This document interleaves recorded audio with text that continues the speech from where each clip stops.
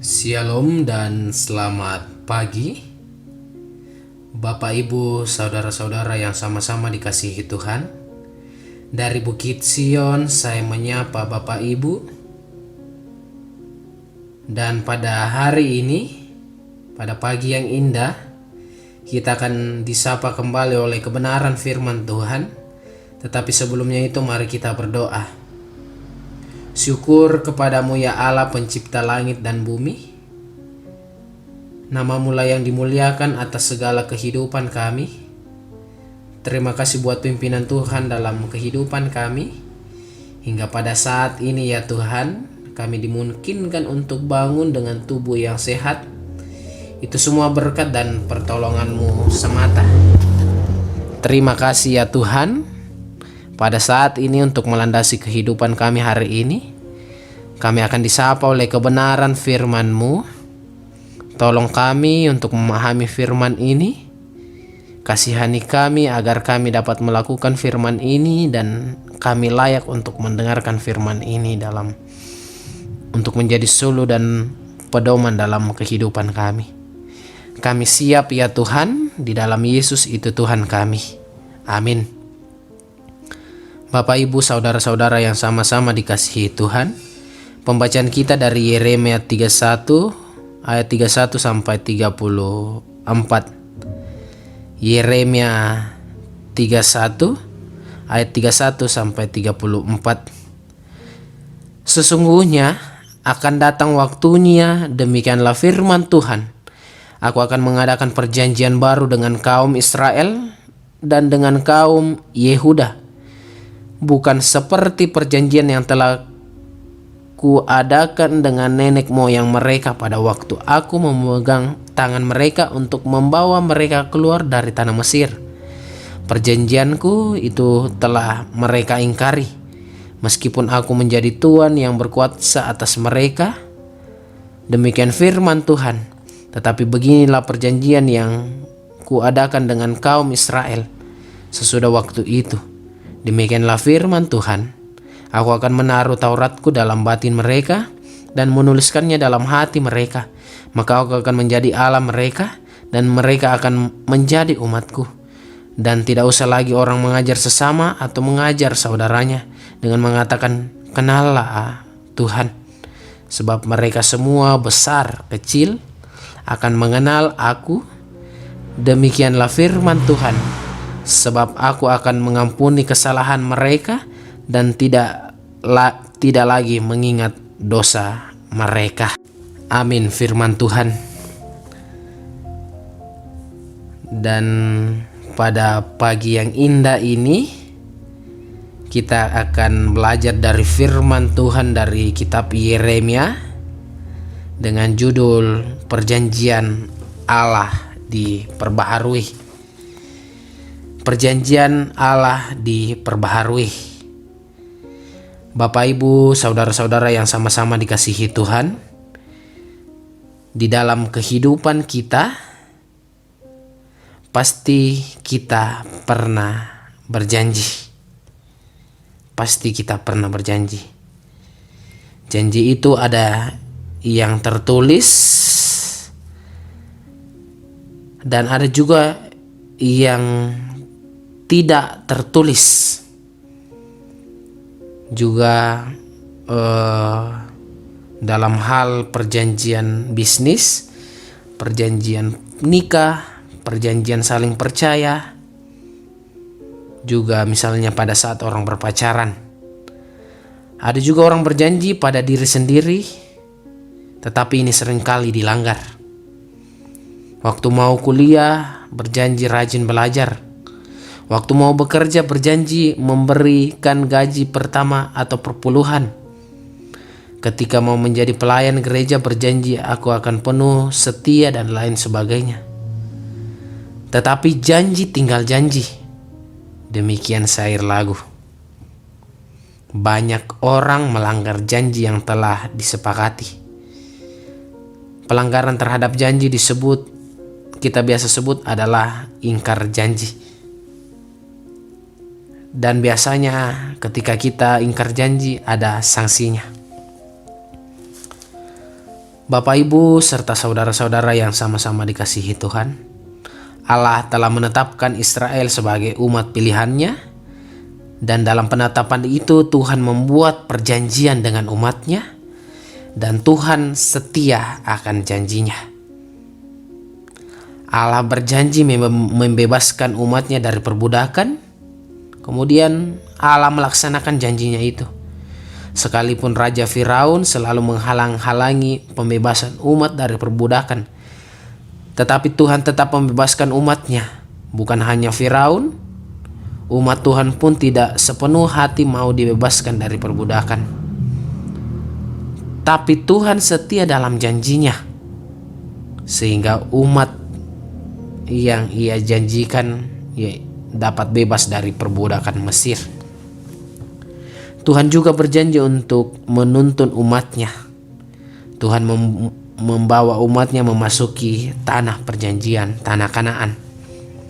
Hanya saja umat ini tidak setia, tidak percaya, sering mau kembali menjadi budak dan memberontak terhadap Tuhan. Tuhan sangat begitu setia pada janjinya, tetapi umat justru selalu ingkar janji. Banyak hal yang menggoda umat untuk melanggar perjanjian dengan Tuhan. Berkali-kali umat tergiur dan jatuh ke dalam dosa. Berkali-kali kita jatuh ke dalam dosa dan tergiur. Mereka atau kita semua tidak taat akan perjanjian Tuhan. Ketidaktaatan umat terhadap janjinya, maka Tuhan pun memperbaharui perjanjian dengan umatnya. Inilah perjanjian baru itu. Yang pertama,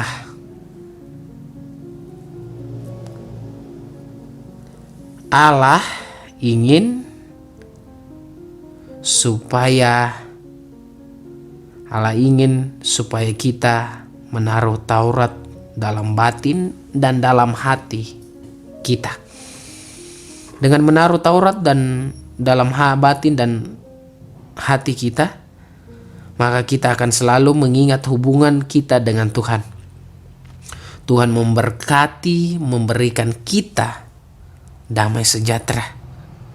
Ini berarti setiap umat atau setiap dari kita, besar kecil, sudah mengenal Tuhan dan mengetahui akan firman-Nya.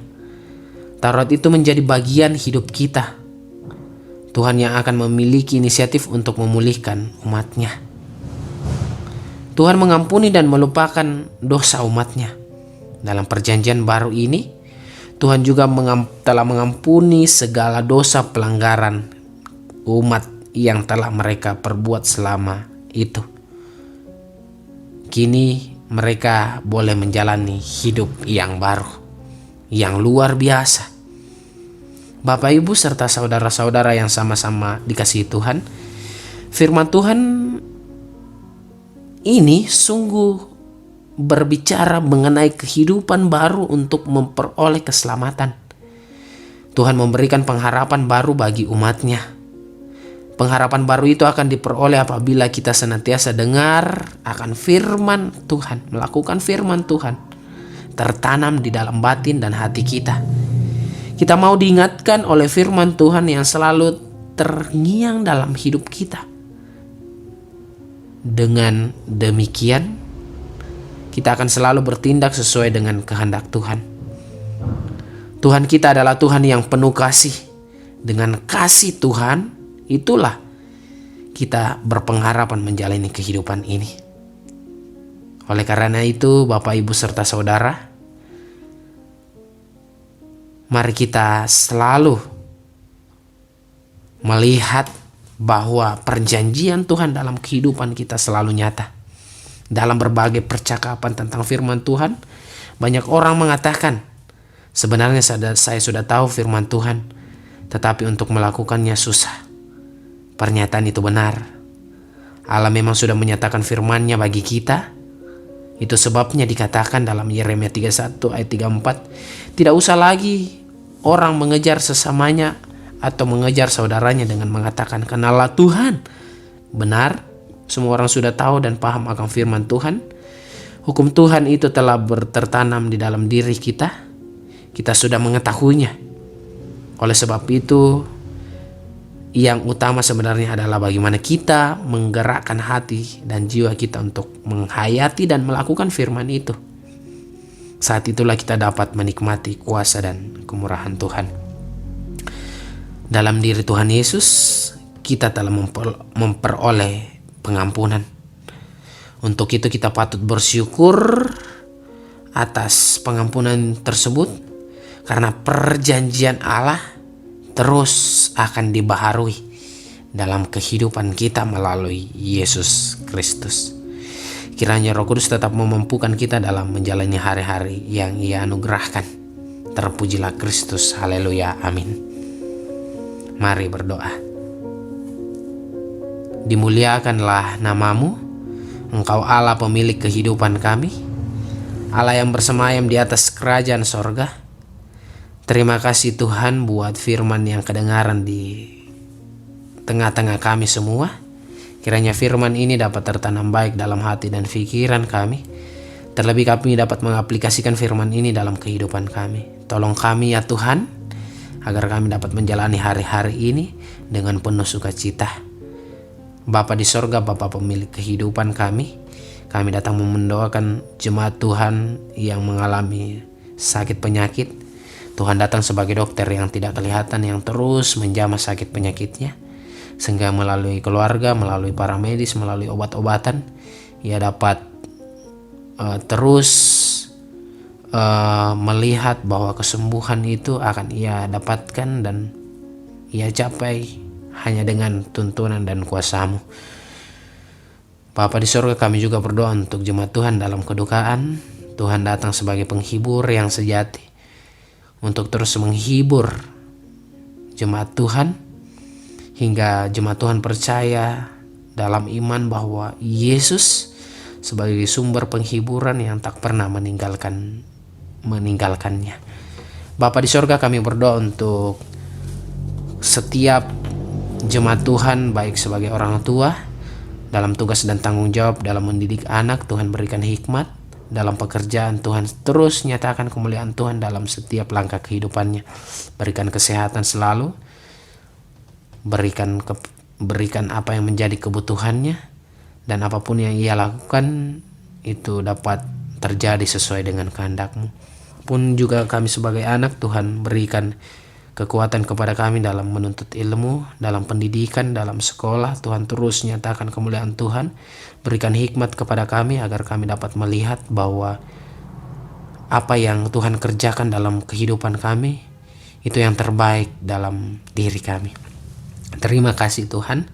Kami juga berdoa untuk setiap jemaat Tuhan, terlebih khusus ya Tuhan untuk para janda, duda, dan yatim piatu.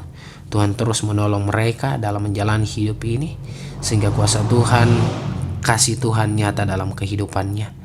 Terima kasih ya Tuhan, berikan selalu kesehatan, berikan selalu kekuatan dalam menjalani hari-hari yang Tuhan anugerahkan. Bapa di sorga, kami juga berdoa untuk pemerintah kami, bangsa dan negara kami, terkhusus Tanah Toraja ini, yang akan melakukan pemilihan bupati dan wakil bupati. Tuhan ikut campur tangan dalam setiap pemilihan ini, agar kelak ya Tuhan, siapapun yang terpilih itu dapat terjadi karena kehendak-Mu. Terima kasih ya Tuhan, ketika kami akan melanjutkan aktivitas kami, mohon bimbingan Tuhan dalam kehidupan kami, topangan Tuhan dalam hidup ini, hingga kami dapat melanjutkan aktivitas ini sesuai dengan kehendak-Mu. Bapa di sorga, kami siap untuk melanjutkan atau beraktivitas di pagi yang indah ini. Di dalam Yesus Kristus itu Tuhan kami. Amin.